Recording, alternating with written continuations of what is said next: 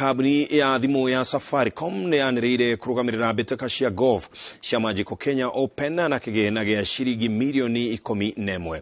Mbĩtĩka ici ikambĩrĩria wakana tarĩki 9 nginyagia kiumia tarĩki 12 mweri-inĩ ũyũ wa gatatũ na igakorwo igĩthakĩrwo kĩharo-inĩ kĩa golf kĩa Mũthaiga. Mbĩtĩka cia mwaka ũyũ aigucĩrĩirie athaki 156 a golf kuma mabũrũri ngũrani, anana ao marĩ athaki kuma gũkũ bũrũri-inĩ na andũ 6 mareruta gũthaka. Ciringi mirioni 250 ikaheanwo irĩ kĩheo kũrĩ ahotani.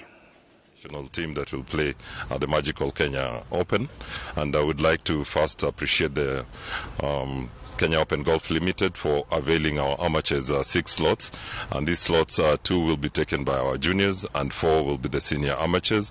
The event will have 156 players, of which 6 will be the amateurs, 8 will be Kenyan professionals.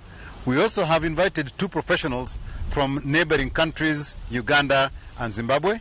This is the 8th time that Safaricom is supporting this tournament. It's an important tournament as we seek to endeavor and change the positioning of how golf is viewed in this country.